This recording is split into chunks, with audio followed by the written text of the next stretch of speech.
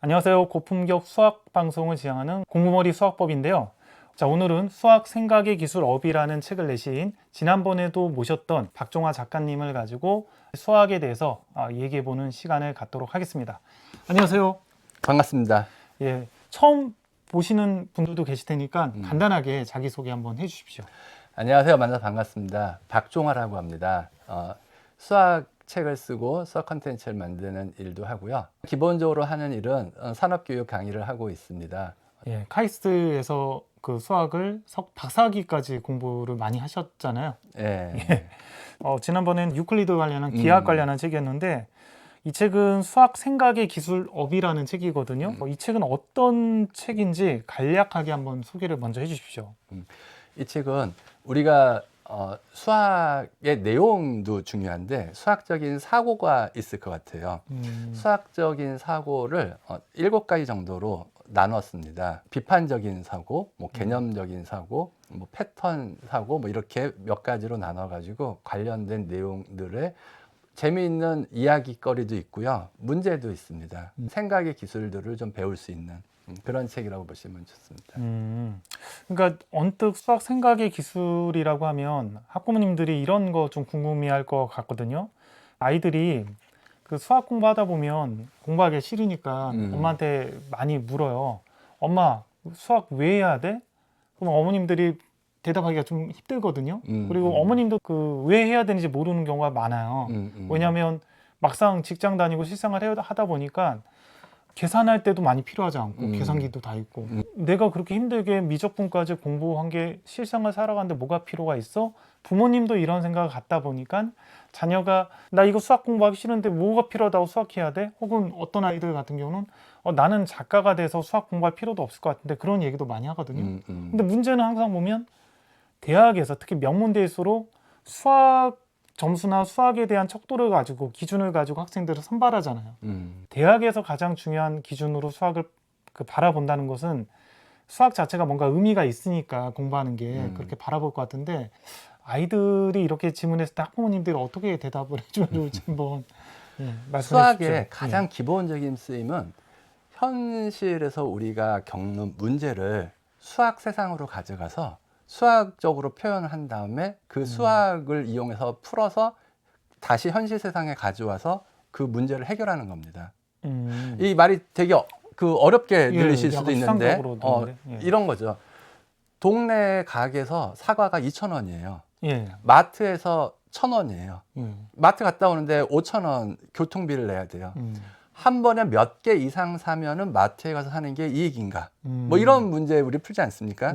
이런 문제를 생각해 보시면 이게 현실적인 문제죠. 이 현실적인 문제를 사과를 X개를 산다 그러면은 여기서는 2,000 곱하기 X고 이렇게 식을 만들 거잖아요. 이런 식을 만드는 것이 실제로 수학 세상에서 벌어지는 거죠. 현실 세상에 만들어지는 것을 이렇게 식 같은 것도 만들어 가지고 풀고 그래서 몇 개 이상 사면은 이익이다 하는 현실의 문제를 푸는 거죠. 제가 예전에 박사과정 때 공부했었던 것은 웨이블릿이라는 건데 데이터를 압축하는 일을 했었어요. 우리가 보통 이미지가 있잖아요. 이런 이미지가 있으면은 사진이 있다 그러면 사진이 픽셀이라는 단위 하나로 값을 갖습니다. 픽셀이라는 단위 하나로 값을 갖기 때문에 이거를 사진이라 그러면은 X축, Y축으로 놓으면은 fxy 그 x축 y축의 요 한 쌍 하나에 값 하나를 딱 갖는 거예요. 그러니까 그림 하나가 함수 하나가 되는 거죠. 이 함수로 그림을 표현한 다음에 이 함수를 처리하는 겁니다. 수학적으로 처리하는 거죠. 수학적으로 처리해가지고 나중에 그 대학 가서 배우시면 되는데 퓨리어 트랜스폼 같은 거를 처리하면은 뭔가 트랜스폼 같은 걸 하면은 정보가 한쪽으로 쏠립니다. 중요한 정보가 한쪽으로 쏠리고 중요하지 않는 정보가 이렇게 분리가 돼요. 그래서 중요하지 않은 정보를 버리고 중요한 정보만을 뽑아냈을 때 사람의 시각 그리고 그것을 다시 환원시키면은 사람의 눈으로는 거의 차이가 없어 보이는데 데이터를 가령 한 10분의 1로 줄였다 이런 걸 할 수 있는 거죠. 그러니까 실생활에 우리가 그냥 편하게 접하는 그런 것들이 실제로는 이제 함수 수학에 대한 것들로 변환되고 다시 한번 가는 거네요. 그렇죠. 현실 세상에 있는 것을 수학 세상으로 표현해서 거기서 수학적으로 처리를 해서 다시 현실 세상으로 가져와서 우리가 해결하고 싶었던 문제를 해결하는 겁니다. 그럼 이런 거를 나는 이런 직업을 안 가질 거야. 그렇게 그러니까. 생각하는 사람도 있을 거죠. 제가 지금 말씀드렸던 거는 제가 경험했던 하나를 말씀드렸는데 어떤 분은 주식이 어떻게 될까? 환율, 뭐 여러 가지 변수가 있잖아요. 그러면 그런 거에 대해서 다양한 변수 같은 걸로 이것을 표현합니다. 그러면 이게 함수가 돼서 다변수 함수가 되기 때문에 그거를 잘 처리하면서 예측도 하고 뭔가 이렇게 그 변화 같은 것도 파악하기도 하는 거죠.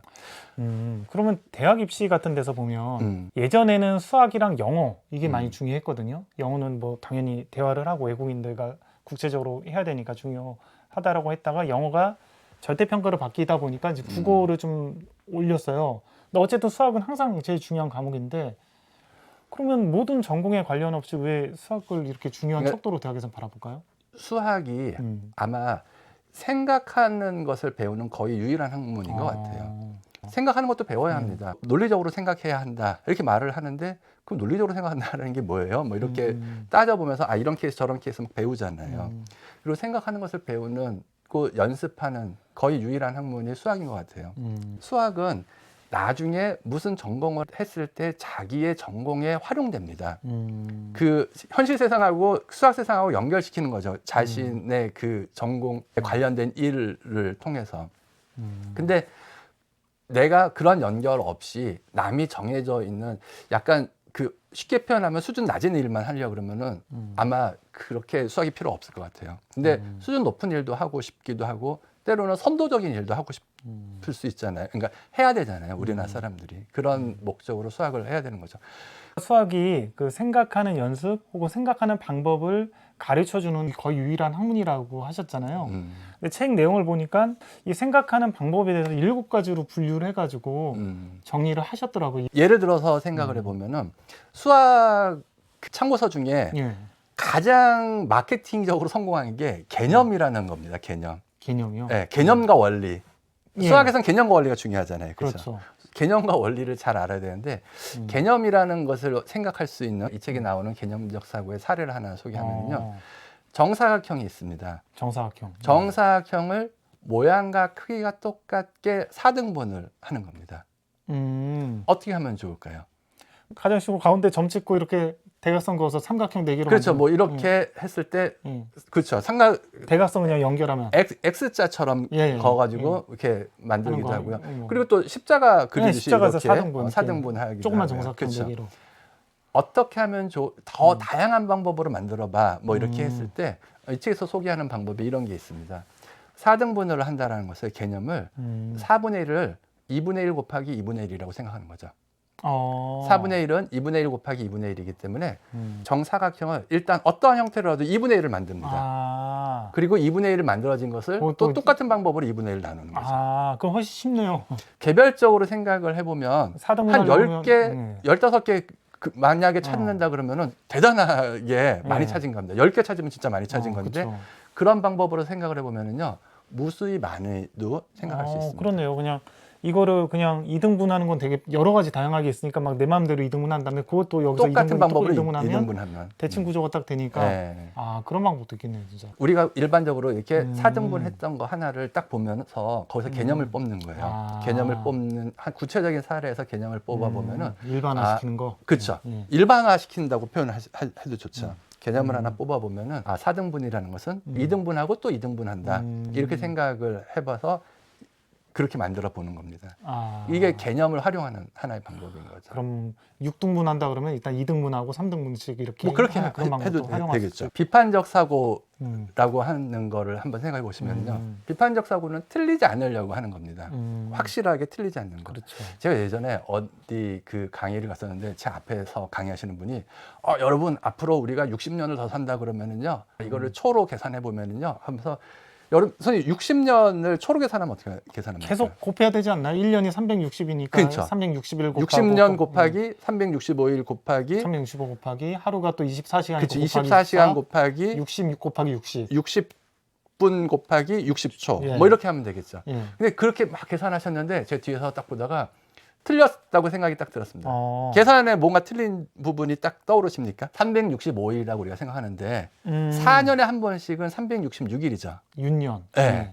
그러니까 60년 중에 15번 4년에 한 번씩 15번 366일입니다. 아, 15일을 그러니까 더 더해야 되네요. 그렇죠. 예.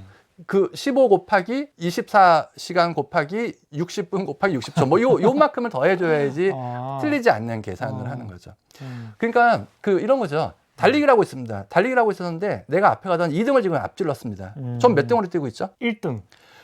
달리기를 하고 있는데 내가 2등이구나, 2등을 앞질렀습니다. 그럼 몇 등을 뛰고 있죠? 그러면 딱 그러면 사람들이 1등이요 그러시는 분이 가끔 계신데 우리가 한 번 더 생각해 보면 2등이잖아요. 그렇죠? 아, 그렇죠. 2등. 똑같은 질문 한번 해봐요. 달리기를 하고 있습니다. 달리기를 하고 있었는데 내가 앞에 가던 꼴등을 지금 앞질렀습니다. 전 몇 등으로 뛰고 있을까요? 앞에 가던 꼴등이 있나요?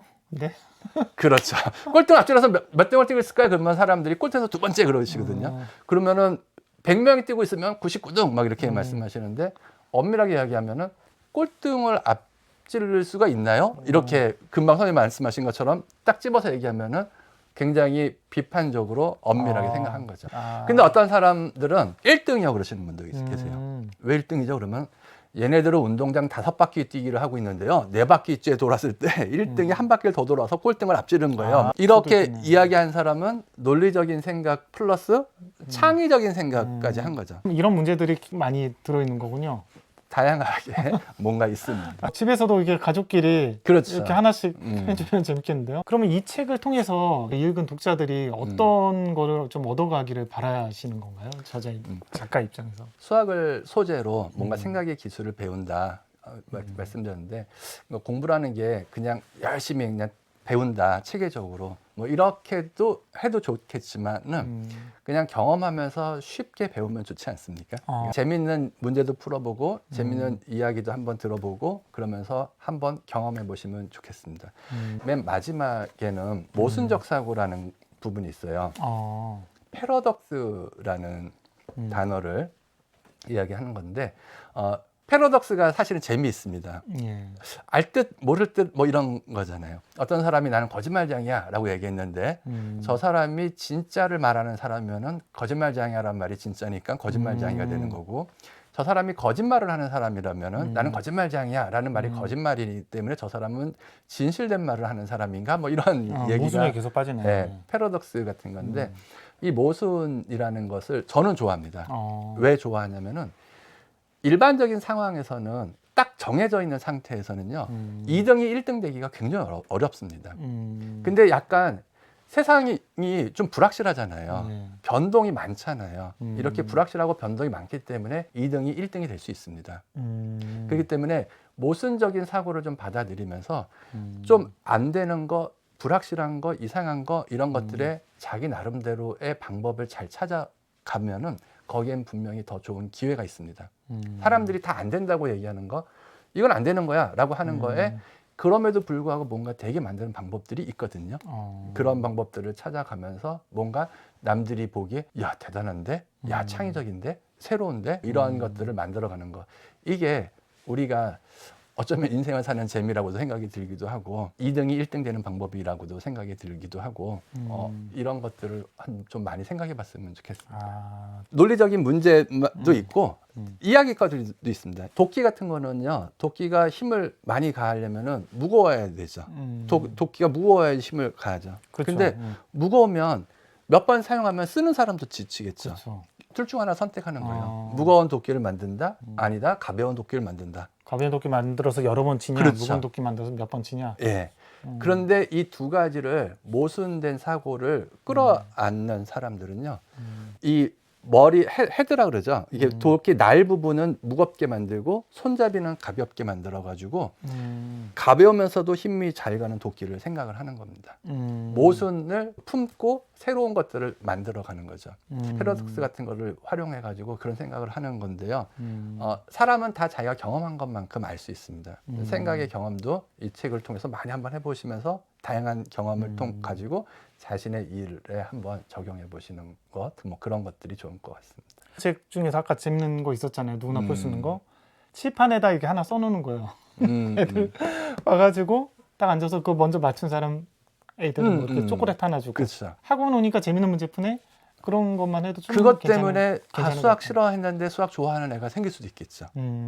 오늘 지난번에 이어서 박종화 작가님 모시고 수학 생각의 기술이라는 책에 대해서 말씀을 나눴습니다. 자, 이 책은 다양한 수학 생각을 할 수 있는 그런 문제들이 들어있으면서 아이들도 쉽게 접근할 수 있고 성인들도 읽어볼 수 있는 책인데요. 이 책을 통해서 수학의 대중화, 좀 수학을 좀 쉽고 재밌게 접근하는데 이 책이 크게 이바지했으면 좋겠다라는 생각이 들었습니다. 자, 여기까지 하겠습니다. 감사합니다.